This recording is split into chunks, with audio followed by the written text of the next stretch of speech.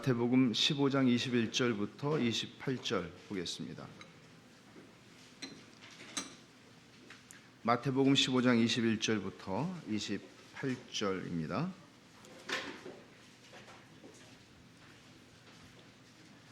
교독하겠습니다. 예수께서 거기서 나가사 두로와 시돈 지방으로 들어가시니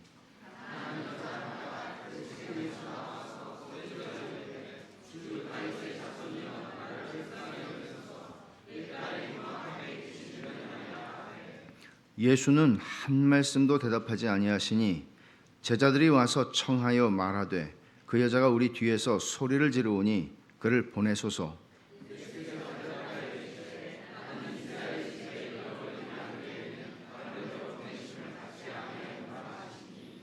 여자가 와서 예수께 절하며 이르되 주여 저를 도우소서.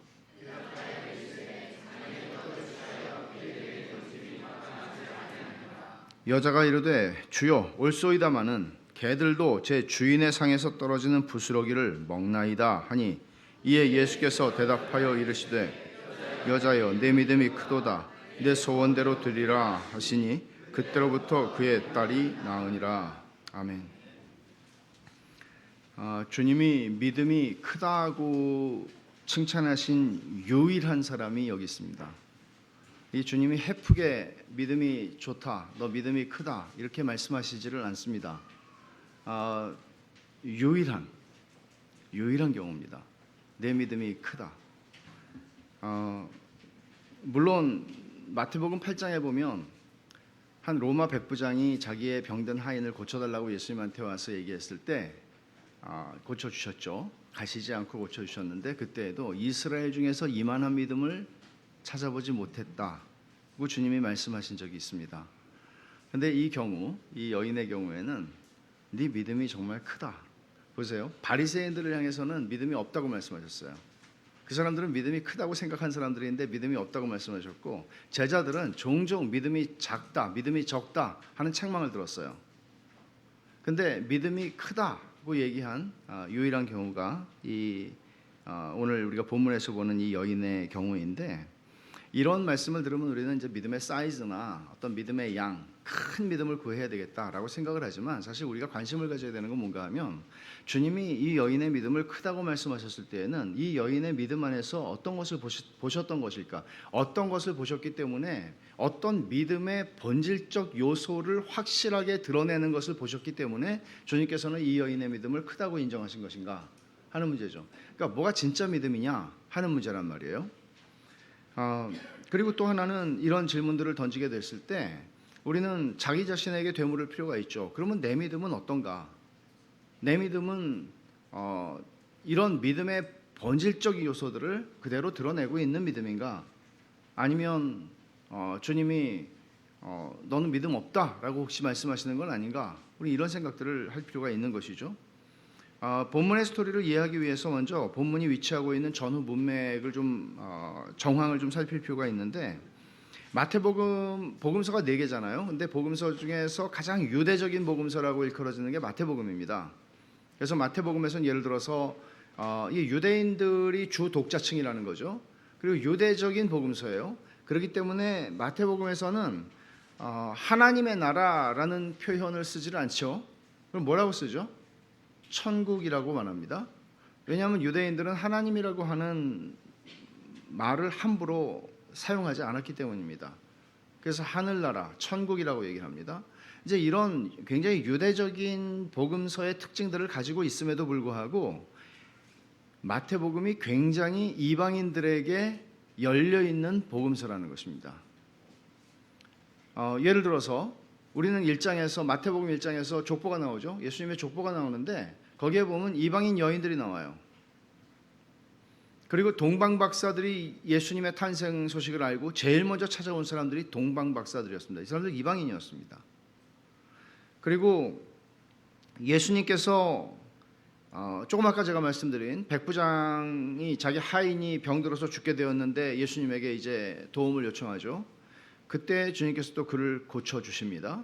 이방인의 하인을 고쳐주십니다. 그리고 예수님이 십자가에서 죽으셨을 때에도 예수님의 십자가 처형을 담당했던 로마의 백부장이 뭐라고 고백하죠? 이 사람 진짜 하나님의 아들이구나 고백합니다. 이런 이야기들이 적지 않습니다. 뿐만 아니라 로마 백부장의 하인을 고쳐주셨을 때 주님은 이렇게 로마서 8장에서 말씀하셨는데, 너희에게 이르노니 동서로부터 많은 사람이 이르러 아브라함과 이삭과 야곱과 함께 천국에 앉으려니와 그 나라의 본자손들은 바깥 어두운 데 쫓겨나서 거기서 울며 이를 갈게 될 것이다. 이 명백한 말씀이잖아요.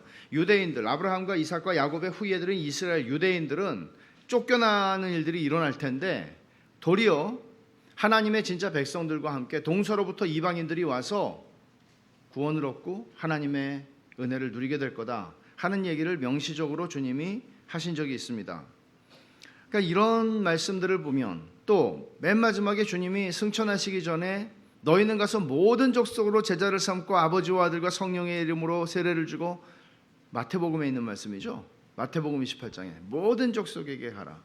그러니까 이런 유대적인 복음서인 마태복음이 드러내고 있는 것은 이방인들에 대한 이야기들을, 이방인의 선교가 얼마나 메시아 사역의 절정으로서 나타나는 것인가를 보여주는 것이란 말이에요. 사실 오늘 본문도 그와 굉장히 밀접한 관계가 있습니다. 왜냐하면 오늘 등장하는 인물은 이 사람이 구원을 받았다? 그러면 구원받지 못할 사람이 세상에 없네. 이렇게 말할 만한 한 사람을 등장시키는 것입니다. 이건 물론 이야기가 아니라 예수님의 공생의 기간 동안에 일어났던 사건입니다. 21절에 보면은 예수께서 거기서 나가서 두로와 시돈 지방으로 들어가셨다고 얘기를 합니다. 예수님의 주무대는 어디였죠? 유대와 갈릴리였습니다. 그런데 예수님께서 이 소위 이스라엘의 영토를 벗어나신 것이죠. 두로와 시돈이라고 하는 것은 고대 우리가 세계사에서 배울 때 그 페니키아라고 배우는 제국이 있었죠. 해상 제국. 그 페니키아의 주요한 두 성읍이 두로와 시돈이었습니다. 그러니까 이제 갈릴리, 여러분 지도 성경을 볼 때 지도가 되게 중요해요. 지도가 중요합니다. 근데 이 갈릴리 북쪽의 해변 지역으로 이 두로와 시돈이 있었어요. 두로에서 시돈으로 또 북쪽으로 더 올라가야 되는데, 지금 예수님은 어디에 계셨나 하면은 게네사렛이라고 하는 곳에 계셨는데, 여기서 이제 두로와 시돈으로 가신 거예요. 그러니까 이게 굉장히 멀어요. 게네사렛에서 두로까지는 55km, 두로에서 또 시돈까지는 40km. 그러니까 지금 95km. 지금이야 뭐 얼른 갔다 오는 길이죠. 근데 이게 예수님이 걸어 다니셨던 것을 생각하면 이거는 보통 먼 거리가 아니란 말이에요. 근데 예수님께서는 유대인들이 너무나 대적하는 것이 심해지자 전략적으로 이스라엘 경계 바깥으로 피하신 것입니다. 그러나 사실은 그 내용을 보면 그 이상이라는 것을 우리가 알 수 있죠. 이렇게 먼 곳에 와서 주님이 이렇게 멀리 피하실 필요가 있습니까? 이 여인을 만나시는 사건이 사실 이야기의 중심에 있는 것입니다. 주님의 마음 중심에 있었겠죠. 그러니까 이 이야기는 이스라엘 안에서 일어난 일이 아닙니다. 그리고 이스라엘 한 여인에게 일어난 일도 아닙니다. 이것은 그야말로 이방 땅에서 이방 여인, 의도적으로 가나안 여인이라고 지금 쓰고 있어요. 마태복음에서는. 마가복음에 보면은 헬라인이요 스로보니게 여인이라고 얘기하거든요. 가나안인이라고 그러면 이스라엘 사람들은 철천지 원수입니다. 가나안에 들어올 때 가나안에 있는 족속들을 다 멸하라고 그러셨습니다. 하나님께서. 가나안의 우상 숭배가 너무나 심했기 때문에 가나안에 있는 사람들하고 가나안 사람하고 상종을 하게 되면 반드시 그들의 신앙의 정절을 지킬 수 없을 것이 너무나 분명했기 때문에 주님께서는 가나안 사람들을 다 쫓아내거나 다 죽이라고 말씀하신 것입니다. 그래서 이 이야기는 시돈, 두로와 시돈에서 이방 땅에서 이방 여인에게 일어난 일, 결국 어떤 얘기를 하는 건가 하면 메시아가 이 땅에 오신 목적은 단순히 아브라함과 이삭과 야곱의 육신적인 후예인 이스라엘 백성들을 구원하는 것만이 아니라 온 세상에 미칠 구원의 복음을 선포하러 오셨고 그것을 이루기 위해서 오셨다는 것을 보여주는 이방인 선교라는 큰 맥락에서 이 이야기가 들려지는 것입니다. 먼저 우리가 여기에 주인공이라고 할 수 있는 가나안 여인을 좀 살펴보면 조금 아까 말씀드린 대로 굉장히 의도적인 거예요. 가나안 여인이었다. 그러면 이스라엘 사람들은 벌써 그냥 거부감이 확 나오는 거죠. 우리나라 사람들한테는 어디 사람이라고 그러면 거부감이 나오겠어요. 일본. 그래도 우리는 사람은 사랑해야 된다니까요. 근데 그런 게 거부감이 있잖아요. 그런 게 이 유대인들에게는 아주 뿌리 깊은 거부감이 가나안 사람들에 대해서 있었단 말이죠. 게다가 바리새인이라든지 유대인이라든지 아주 유대인의 보통 사람들, 그들은 가나안 사람 그러면은 이거는 우리하고 상종할 수 없는 인간, 버림받은 인간, 하나님이 죽이라고 말한 사람들이라는 생각이 그들에게는 있었습니다. 근데 이 가나안이라고 하는 말은 인종적인 말은 아닙니다. 인종적인 용어는 아닙니다. 그러니까 말하자면 지역에 대한 이야기죠. 가나안에 있는 여러 족속들이 있었잖아요. 근데 수로보니게 사람이라고 그 마가복음에서 얘기하는데 이 수리아 지방의 베니게 족속이란 얘기예요. 그러니까 요거는 족속의 이름이에요. 그러니까 그렇게 표현을 해도 될 텐데 마태복음에서는 그냥 이 사람은 가나안 사람. 왜냐하면 이 수로보니게 사람들이 이스라엘 백성이 가나안에 들어오기 전에, 옛날에 가나안에 들어오기 전에 이미 여기에 살고 있었어요. 가나안 땅에 살고 있었어요. 그렇기 때문에 가나안 사람이라고 지금 얘기를 하고 있는 것입니다. 어쨌든 강조점은 그녀가 이방인이고 이스라엘의 원수인 가나안 사람이다 하는 것이죠. 그리고 두로와 시돈이라고 하는 지방도 사실 선지자들이 이사야 선지자도 그렇고 에스겔 선지자도 그렇고 두로와 시돈에 대해서 예언을 했는데 두로와 시돈은 하나님의 백성의 원수였습니다.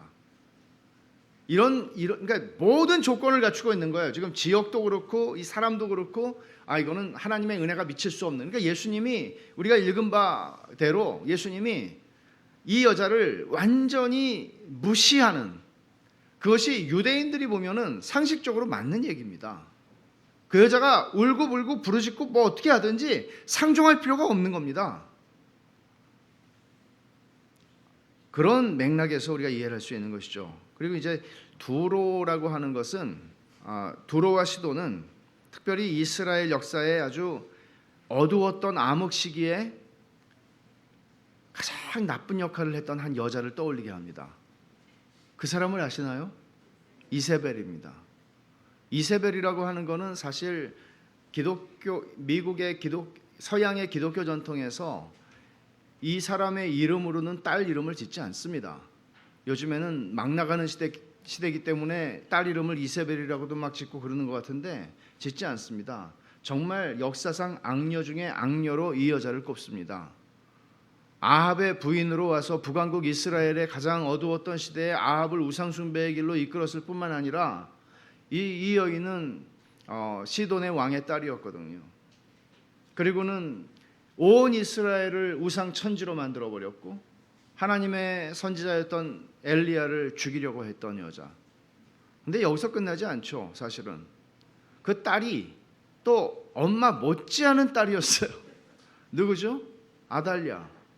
아달랴는 남왕국 유다의 여호람 왕과 결혼을 시켜서 남왕국을 아주 씨를 말려버릴 뻔한, 그렇게 남왕국을 처참하게 비참하게 우상숭배의 땅으로 만들어버린 딸 아달랴, 그들의 뿌리가 바로 두로와 시돈이었습니다.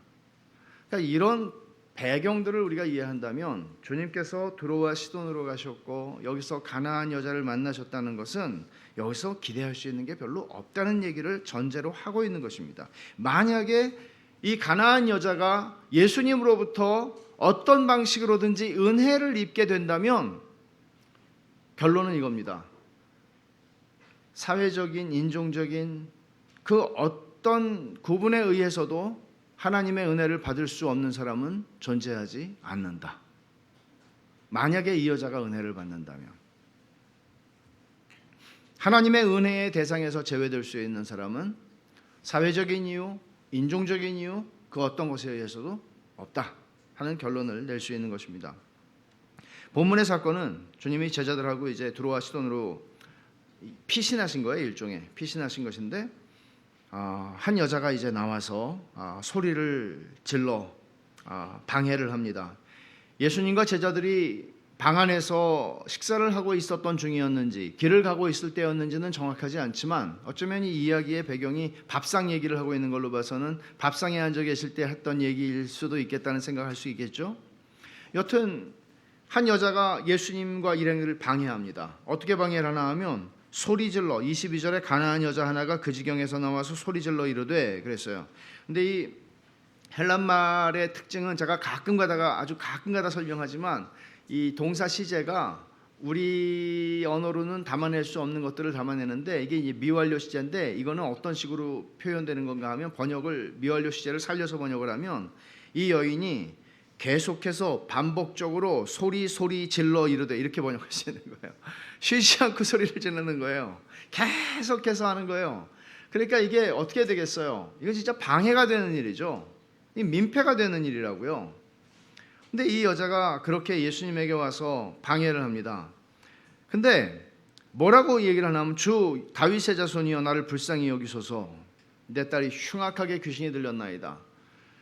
사정을 보면 이 여인의 이럴 수 있는 사정이 이해가 됩니다. 주님의 첫 번째 반응 무시였습니다. 아예 그냥 싹 무시하는 겁니다. 때로는 무시하는 것처럼 그러니까 대답을 해서 우리는 사람을 무시하고 경멸할 수도 있지만 아예 무시함으로써 그 사람을 모욕을 줄 수 있는 것이죠. 주님은 처음에 그렇게 하셨습니다. 그렇게 시끄럽게 방해를 하고 소리 지르는데도 불구하고 마치 아무 일도 없다는 듯이 아무것도 들리지 않는다는 듯이 대답을 안 하시니까 23절에 예수는 한 말씀도 대답하지 아니하시니 그러니까 제자들이 얼마나 성가시겠어요. 근데 제자들이 예수님 앞에 오는 사람들 내쫓았다가 몇 번 혼난 적이 있기 때문에 이제 자기들이 먼저 행동을 안 하죠. 주님 이게 쫓아내야 되지 않겠습니까? 뭐 이렇게 얘기를 하는 거예요. 근데 사실은 이 말을 잘 보면 학자들은 두 가지로 해석을 하는데 제자들이 와서 청하여 말하되 그 여자가 우리 뒤에서 소리 지르오니 그를 보내소서 그러는데 쫓아내세요 주님 귀찮잖아요 그렇게 얘기하는 것일 수도 있지만 이 보내소서라는 말이 가지는 뜻은 해방시키다, 풀어주다, 놓아주다 하는 뜻이거든요. 그러니까 주님 저 여자가 저렇게 흉악하게 귀신 들린 딸이 있다고 그러는데 좀 풀어주시고 놓아주셔서 보내세요 이런 뜻으로 이해할 수도 있다고 봅니다. 두 가지로 해석이 가능하다는 것이죠. 여튼 제자들이 예수님에게 그렇게 얘기를 하니까 예수님은 제자들에게는 또 대답을 하세요. 그러니까 이거는 사실 두 번째 모욕이죠. 이 여인으로 보면 자기 말에는 이분이 못 들으시나?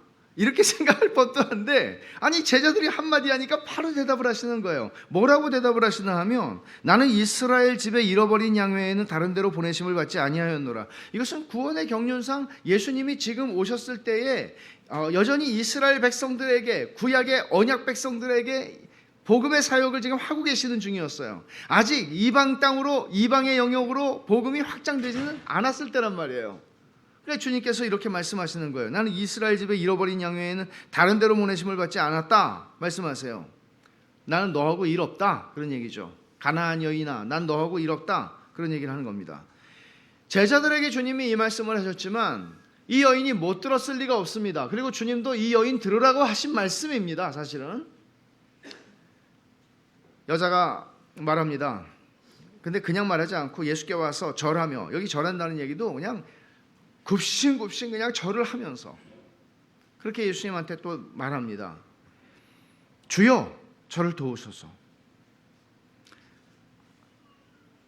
예수님께서 이번에는 대답을 하시는데요. 자, 첫 번째는 완전히 무시하심으로써 이 여인을 모욕했습니다. 그리고 두 번째로는 제자들의 말에는 얼른 대답하심으로써 이 여인을 모욕했습니다. 이 세 번째는 말로써 이 여인을 모욕하시는데 이거는 결정타입니다.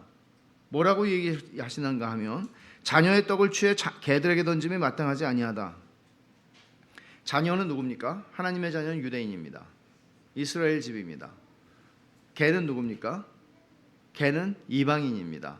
뭐 유대인들은 뭐 우리나라 말로도 개가 욕이잖아요. 근데 유대인들도 개라고 하는 건 욕으로 썼거든요.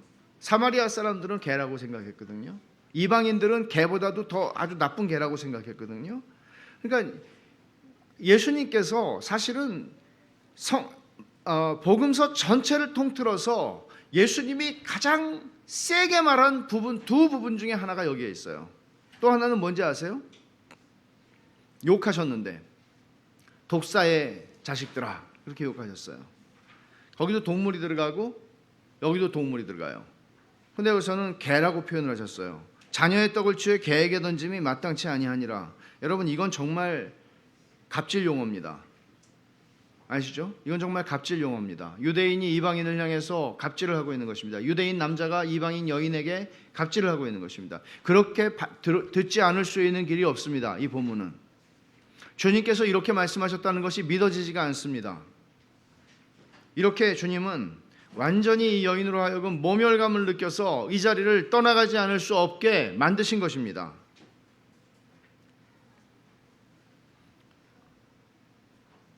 근데 주님께서 우리말로는 잘 나오질 않지만 여기 개라고 말씀하셨을 때 개들에게 던짐이 마땅치 아니하다. 여기서 이 개가요 보통 이제 두 개가 있는데 우리말로도 개가 있고 강아지가 있잖아요. 강아지 그러면 어떠세요? 약간 귀엽죠. 근데 개 엉엉 이렇게 뒤에 붙이면은 그거 되게 안 좋잖아요. 그러니까 강아지 그러면은 사실은 개 엉엉이 강아지거든요. 근데 이상하게 그거는 욕같이 들린단 말이에요. 헬라 말도 똑같아요. 주님께서는 이제 돌아다니면서 주인 없이 다니면서 이제 쓰레기 주워 먹고 막 이렇게 사람도 물고 하는 이런 개들을 표현하는 단어가 있었는데 주님은 여기서 얘기하는 개는 작은 개, 강아지, 집에서 기르는 개, 그런 개를 지금 말씀하시는 거예요. 그래도 개는 개죠. 근데 주님께서는 이렇게 말씀하시면서도 이 여인을 좀 배려하시기 위해서 순화시킨 게 아닌가 그렇게 이제 어떤 학자들은 해석을 합니다. 어떻든 아무리 순화시켜도 이건 욕이죠. 그렇잖아요. 아무리 순화시켜도 사람을 개라고 부르는 것은 모욕입니다. 이 여인이 이런 이야기들, 이런 주님의 태도들을 보면서 아무리 주님의 의도가 이 여인을 테스트하는 것이었다 할지라도 이 여인이 어떻게 알겠습니까? 그것을. 그러니까 이 여인은 정말 모멸감을 느끼고 정말 침이라도 뱉어주고 도망가고 싶었을지 모르겠습니다. 우리 같으면 일반적으로 그렇게 하지 않을까 싶습니다. 그런데 이 여인은 이렇게 말을 하는데 이게 이 본문의 절정이죠. 27절에 여자가 이르되 주여 올소이다마는 개들도 제 주인의 상에서 떨어지는 부스러기를 먹나이다. 올소이다마는 그러니까 뭐가 옳다는 얘기예요. 유대인들은 하나님의 자녀고 우리는 개라고 칩시다. 그래요. 나는 당신에게 아무것도 당신이 메시아라고 다윗의 자손이라고 얘기했잖아요. 다윗의 자손이라고 얘기한 거는 예수님에 대한 신뢰가 있었다는 거예요. 그러니까 왔어요. 메시아라는 것을 알았다고요. 믿었다고요. 그래서 왔어요. 그 믿음을 가지고 왔는데 그래요. 내가 당신에게 아무것도 요구할 권리가 없는 사람이고 개니까 그리고 당신이 나에게 아무것도 해줄 필요가 없는 대상이라 할지라도 밥상에서 당신이 말한 대로 내가 집에서 기르는 개라면 밥상에서 자식들이 먹다가 떨어지는 거는 내가 먹을 수 있지 않냐고 그거라도 나한테 주면 안 되겠느냐고 그렇게 얘기를 하는 거예요. 한편으로는 굉장히 굴욕적으로 주님의 말씀 앞에 복종하는 것이지만 또 한편으로는 자기의 권리 주장을 하는 거예요. 개가 먹을 수 있는 거라도 달라는 거예요. 이런 얘기를 이 여인이 하는데 놀랍죠? 주님께서 이게 반전입니다. 완전히 28절이 여자여 여기에 사실은 이런 말이 있어요. 오 여자여 오 여자여라는 말은 낮춤말이 아니에요. 예수님이 어머니한테도 여자여 그랬잖아요. 낮춤말이 아니고 부인 하는 것과 비슷한 말이에요. 오 여자여 내 믿음이 크도다. 내 소원대로 되리라. 뭐예요? 흉악한 귀신 들린 딸을 고쳐주겠다. 고침을 받았다는 얘기예요. 반전이죠. 믿음이 크다. 그럼 우리의 질문은 이겁니다. 여인의 믿음에 어떤 요소를 주님이 보셨기 때문에 믿음이 크다, 이 진짜 믿음이다, 이런 얘기란 말이에요. 그렇게 얘기하신 것인가? 참된 믿음의 본질은 무엇인가 하는 것입니다. 두 가지를 우리가 볼 수 있는데, 첫 번째는 뭔가 하면 그녀는 믿음의 대상이신 그리스도에 대한 분명한 지식에 근거한 신앙을 가지고 있었다는 겁니다. 우리는 너무나 믿음이라고 하는 것을 크기, 양, 뜨거움 이런 걸로 강조를 많이 해왔습니다. 이거 잘못된 것입니다. 믿음의 크기가 중요하지 않다는 얘기 아닙니다. 믿음이 뜨거워야 된다, 중요하지 않다는 얘기 아닙니다. 그러나 내용에 대해서 우리는 그만큼 신경을 쓰지 않았다는 것입니다. 믿음이라고 하는 것은 믿음의 내용이 있어야 되는 것이고, 무엇보다도 믿음의 대상인 성삼위 하나님, 특별히 예수 그리스도를 통하여 우리가 믿게 되는 하나님 아버지, 예수 그리스도, 믿음의 대상인 예수 그리스도에 대한 지식이 없다면 그 믿음은 아무리 뜨거워도 그것은 이단 사이비 믿음이라고 하지 않을 수가 없을 것입니다.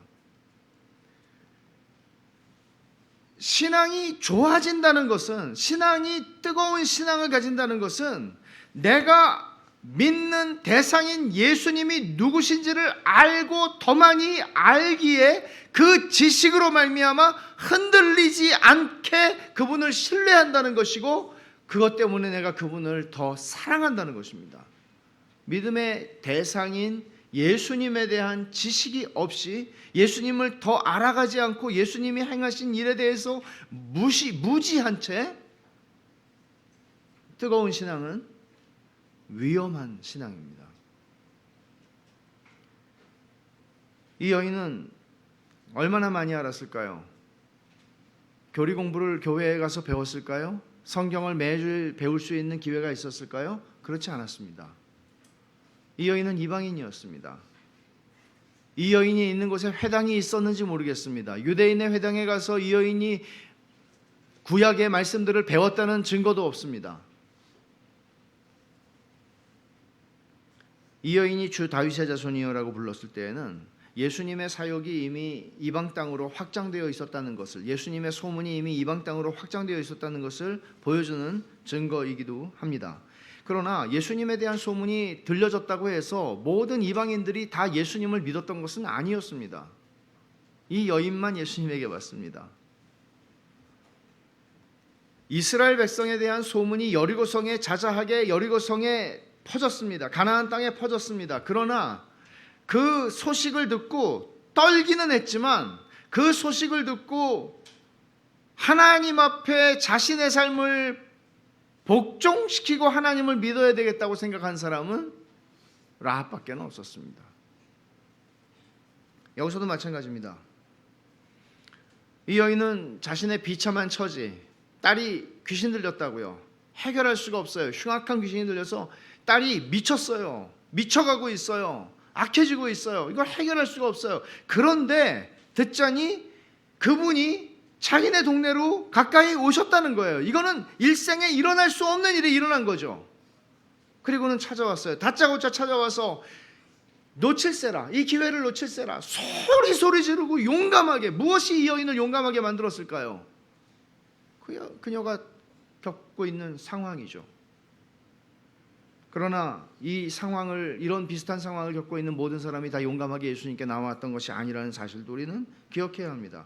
이 여인은 적어도 다윗의 자손이여라고 그랬을 때 이거는 유대인들이 가지고 있는 메시아에 대한 신앙이에요.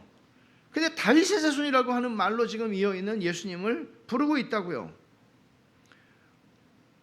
신앙의 대상이신 분에 대한 통찰, 바른 지식이 전제되지 않는다면 그 신앙은 참된 신앙일 수가, 구원 얻는 신앙일 수가 없는 것입니다. 얼마든지 교회를 30년 50년 다니면서도 그럴 수 있단 말이죠. 미신을 믿는 것하고 하나도 다르지 않은.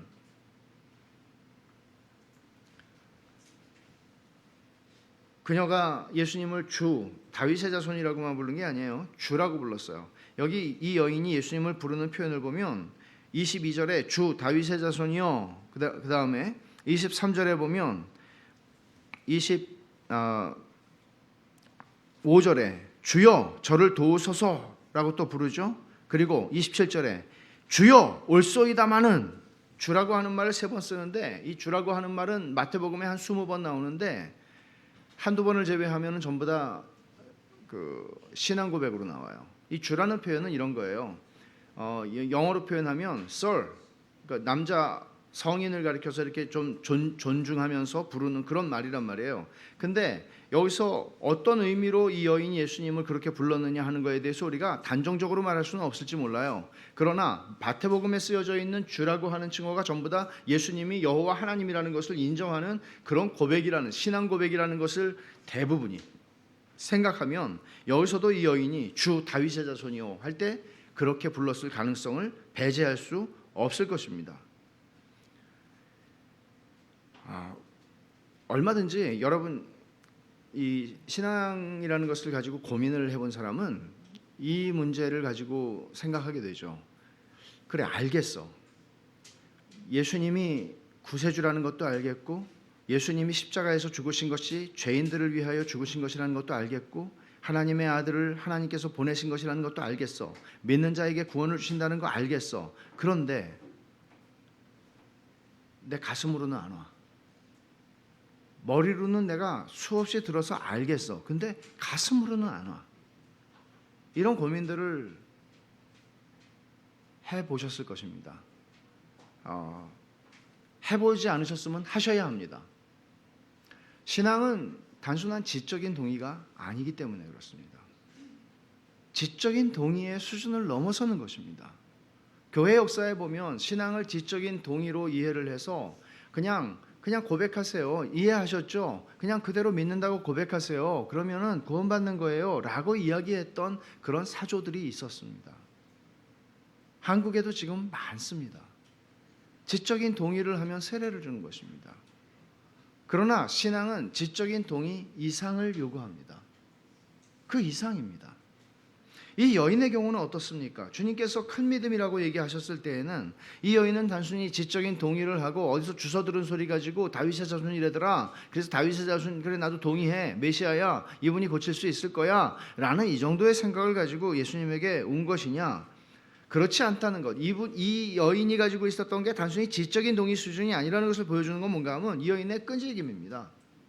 이렇게 모욕을 당하고 이렇게 멸시를 당하면서도 한 걸음도 물러서지 않았다는 사실이 보여주는 게 무엇이겠습니까? 이 여인은 주님을 신뢰했습니다. 이 신뢰, 예수 그리스도가 누구신지를 알고 그분을 신뢰하는 것은 내 자존심을 꺾이고 내가 짓밟히는 한이 있더라도 내가 물러갈 수 없게 만드는 이 믿음을 나로부터 끊어낼 수 있는 것은 존재하지 않는 그런 것이 이 여인에게서 보이는 믿음의 태도라는 것이죠.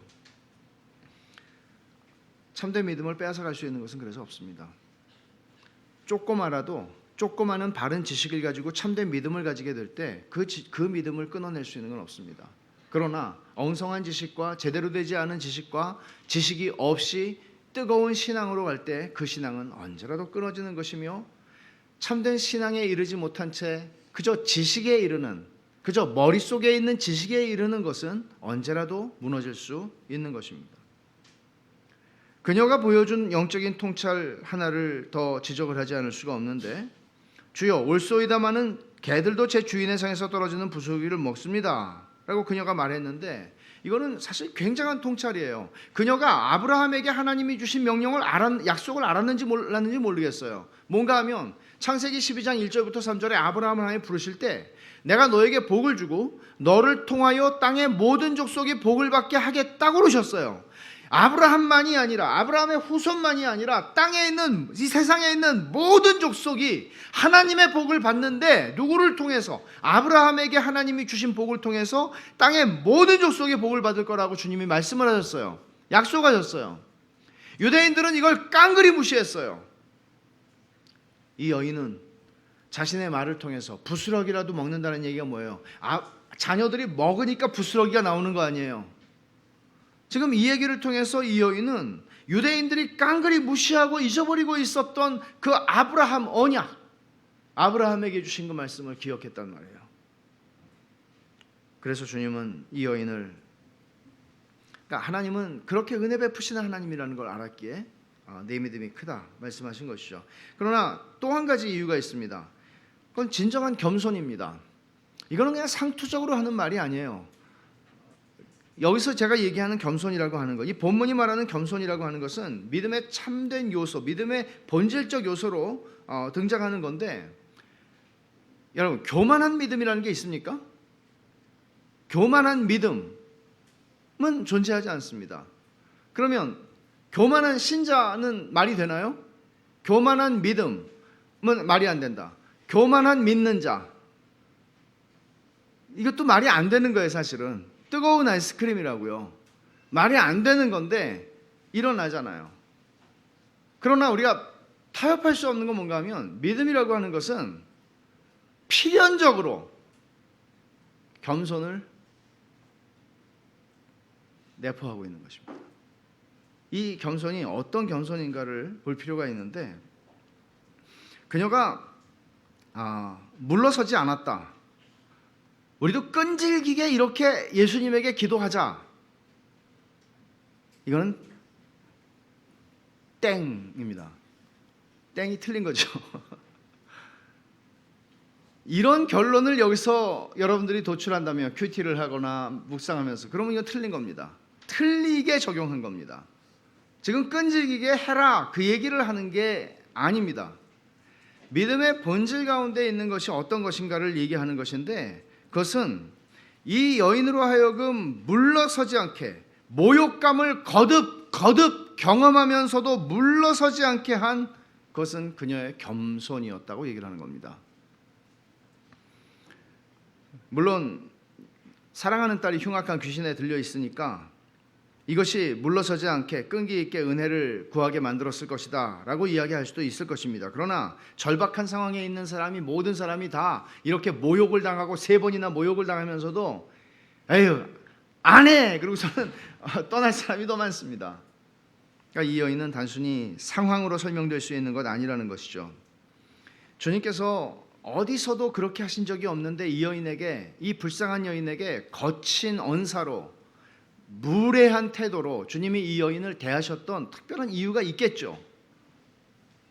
그것은 이 여인의 믿음을, 네 믿음이 크다라고 말씀하시기 위해서, 이 반전을 만들어내기 위해서 주님은 이런 상황을 지금 만드신 것이죠. 의도적으로.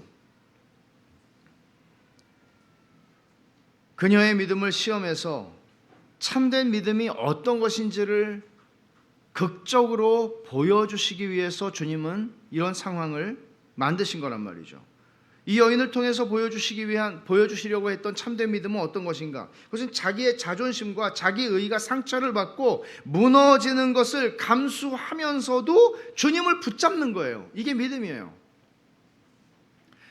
왜 이런 말을 해야 될까요? 자기의가 무너지고 상처를 받고 자존심이 깨지고 하는 것을 감수하고라도 라는 말이 왜 필요할까요? 주님께 가면 주님이 안아주시고 받아주시고 구원해주시고 상처를 싸매주시고 그러면 되는데, 왜 우리는 이 말을 해야 되는 걸까요? 왜 이 믿음이라고 하는 것에서 겸손이라는 요소, 그 겸손을 이렇게 정의한 거죠? 나의 자기의가 상처를 받고 자존심이 무너지고 깨어지는 것을 감수하고라도 주님을 붙잡는 것이다. 이런 일이 있다는 거죠.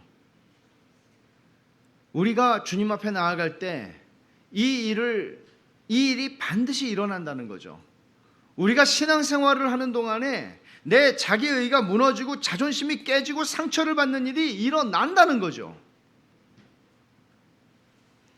그 속에서 우리는 물러가지 않아야 한다는 것이죠. 포기하지 않아야 한다는 것이죠. 그런데 너무 많은 사람들이 여기서 걸려 넘어지고 포기합니다. 여러분이 주님 앞에 나오기 위해서 조건이 있어요. 그 조건이라는 것은 행위를 얘기하는 것이 아니라, 주님 앞에 나오는 사람은 이 겸손함을 가지고 나오는 거예요. 뭐예요? 주여 올소이다마는, 주여 그래요, 나 개입니다. 나 주님께 아무것도 요구할 권리가 없는 사람입니다. 주님이 내게 아무것도 베풀어 주실 의무도 없습니다. 이걸 인정하고 가야 된다는 거죠.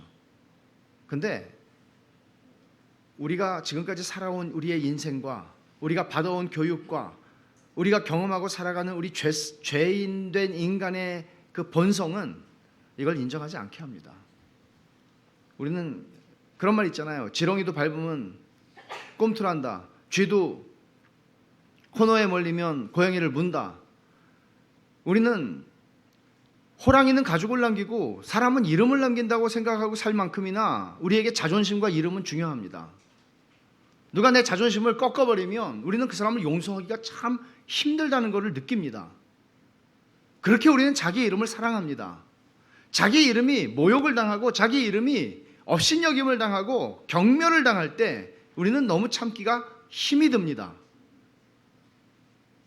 그런데 주 앞에서는 그것을 견디셔야 합니다. 왜냐하면 복음은 우리의 자기의를 산산조각 내기 때문입니다. 자기의 의로움을 가지고 하나님 앞에 나올 수 있는 사람은 없기 때문에 그렇습니다. 유대인들이 예수님을 미워했던 이유가 무엇입니까? 자기의를 건드렸기 때문입니다. 세리와 창기들은 왜 예수님을 따랐을까요? 그들은 내세울 수 있는 자기의가 존재하지 않았기 때문입니다. 세상을 괜찮게 살수록 괜찮게 여러분들이 살아가고 있을 거라고 생각을 합니다. 괜찮게 살아가는 사람일수록 자기의가 내면에서 힘있게 자라날 가능성이 큽니다.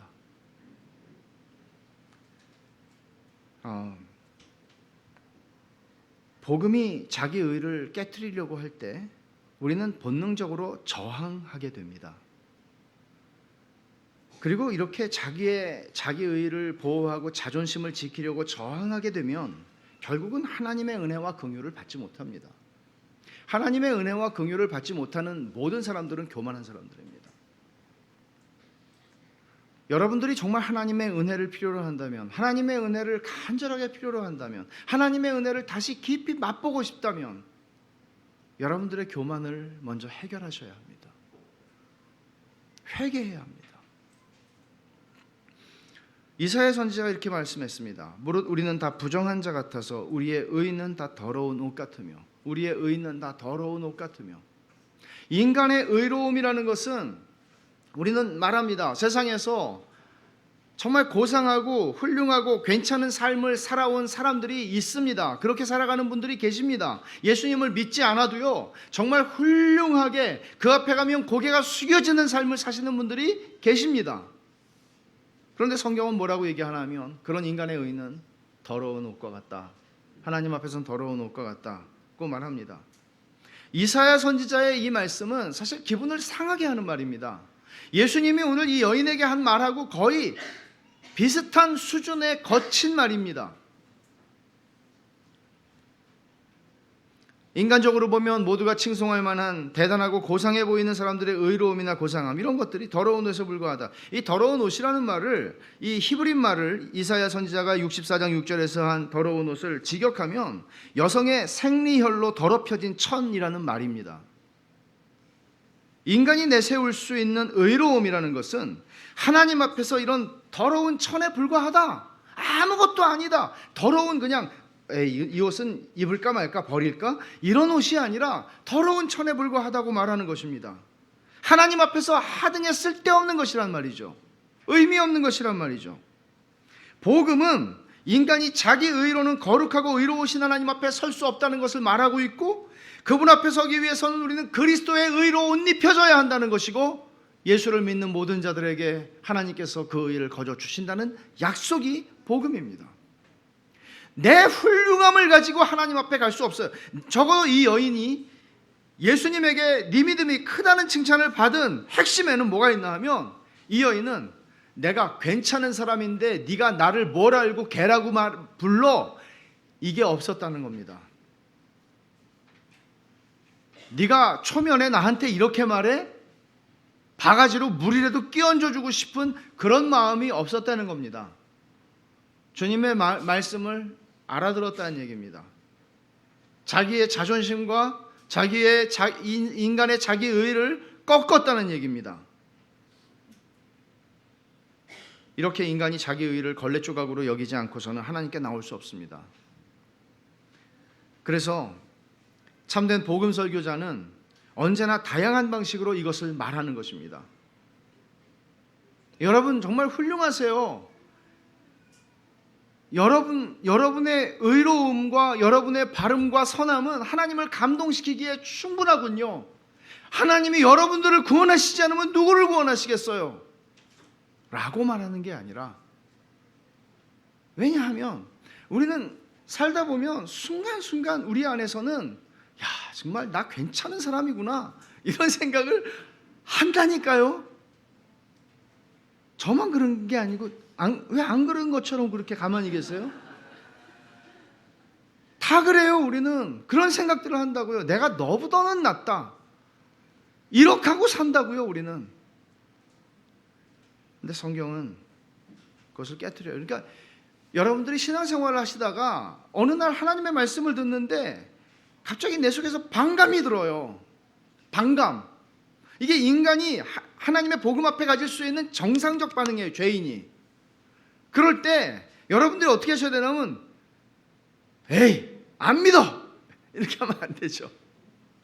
그때 여러분들이 이 여인을 기억하셔야 합니다. 이 여인을 기억하셔야 합니다. 이 반감은 일반적으로 하나님을 향해서 나타나지 않습니다. 우리가 구약 성경 광야의 이스라엘 백성들에게서도 보는 바, 이것은 그런 반감이 일어나게 되면 그 반감은 저를 향하게 될 것입니다. 하나님은 그렇게 안 하는데 저 목사님이 좀 자꾸 나를 싫어하신다 이렇게 생각할 것입니다. 정상적인 것입니다. 저는 그 미움을 받을 각오를 이미 단단히 하고 목회를 하고 있는 중입니다. 그러나 여러분, 그 미움으로 가면 여러분이 무너집니다. 신앙이 무너집니다. 그렇게 가면 안 됩니다. 그럴 때 이 여인을 기억하십시오. 그리고 주님을 기억하십시오. 언젠가 여러분들이 깊은 회심을 경험했을 수 있습니다. 그리고 나서 신앙생활을 하는 동안에도 이런 반감이 들 수 있어요. 왜 그런가 하면 어떤 신학자가 말한 것처럼 사람이 큰 은혜를 받아서 정말 하나님의 은혜로 구원을 받고 하나님의 자녀가 됐는데 그 감격 속에 살았는데 10년이 흐르자 어느새 바리새인이 되어 있다. 사람은 그럴 수 있다는 거예요. 바리새인이 되어 있다는 말은 무슨 뜻인가 하면 은혜가 없다. 바리새인은 당당하거든요. 내가 하나님의 사랑을 받지 않으면 누가 사랑을 받아? 내가 하나님의 축복을 받지 않으면 누가 축복을 받아? 지극히 모든 것이 당연한 것입니다. 이 사람에게는. 은혜는 자격 없는 자라는 사실을 아는 것입니다. 은혜를 받는 사람은 내가 자격 없다는 것을 알 때 은혜를 받는 겁니다.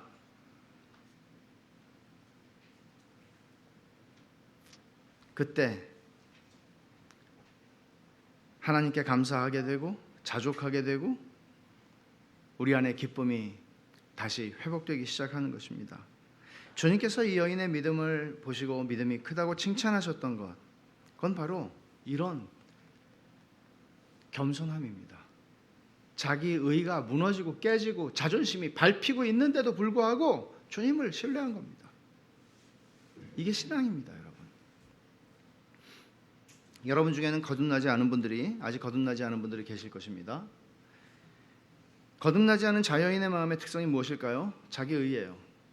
거듭나지 않은 사람의 마음의 상태는 전적으로든 다소 어느 정도이든 자기 의로 사는 겁니다.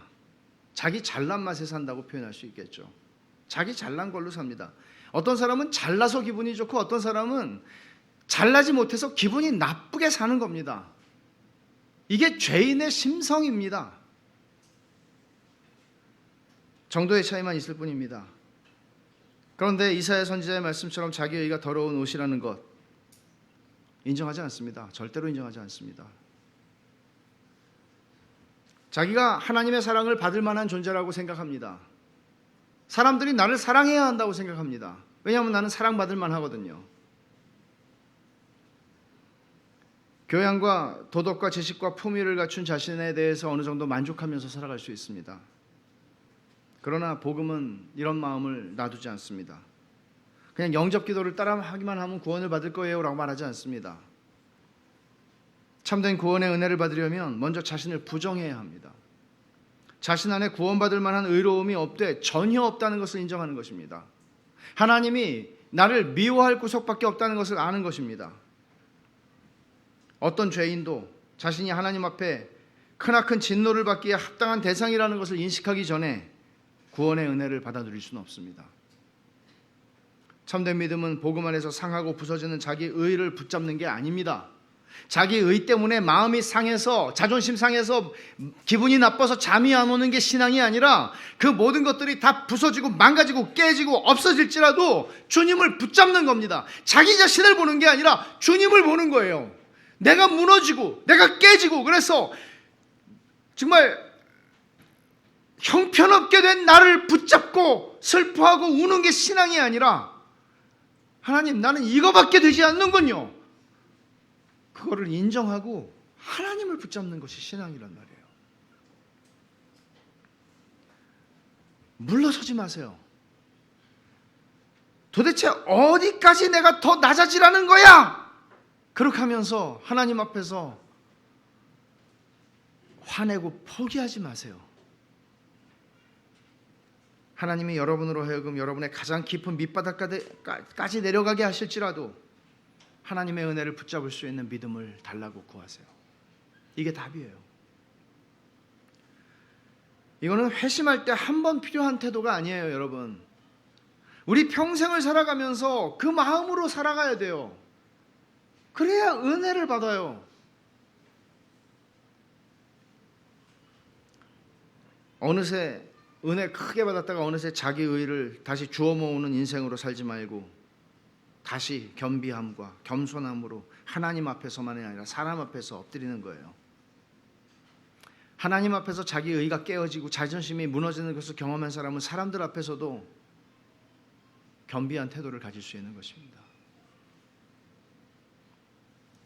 이게 주님이 네 믿음이 크다라고 말씀하실 때 이야기하신 두 번째 요소입니다. 적용하면서 교훈을 세 가지로 말씀하겠습니다.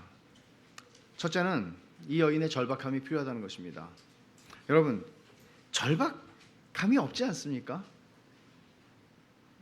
여러분, 절박함이 있습니까? 저도 이 말씀을 묵상하면서 돌아보면 야, 정말 너무 한가하다. 그런 생각을 합니다. 그래서 우리 인생에 하나님이 절박함을 느끼게 하시는 일들을 때로 주시죠. 그렇게 하지 않을 수 없는, 너무 예수를 믿은 지 오래돼가지고 내가 이렇게 점잖은가? 그런 생각도 합니다. 은혜를 구하되 절박하게 하나님의 은혜를 구해야 하지 않겠습니까? 너무나 거룩해서 이제는 은혜가 없어도 그냥 살 수 있습니까? 그런 교만한 착각에 빠져서 사는 것은 아닙니까? 은혜가 없으면 내가 아무것도 아니구나라는 인식을 가지고 하나님과 사람 앞에서 내가 은혜를 받고 살아야 되겠구나, 이런 생각을 하시지 않습니까? 일평생 아무리 많이 수고해도 이런 마음으로 주님 앞에 설 수 있으면 좋겠습니다. 두 번째는 이 여인처럼 교회를 방해하시라는 겁니다. 이 여인은 소리 질러서 방해했습니다, 예수님을. 왜? 자기 딸이 구원을 받아야 되겠거든요. 이 여인은 무례했습니다. 무례할 만큼 용기가 있었고 예수님을 방해할 만큼 용기가 있었습니다. 만일 여러분의 구원의 문제가 시급하다면 저는 교회를 좀 방해하시라고 여러분들에게 말씀드리고 싶습니다.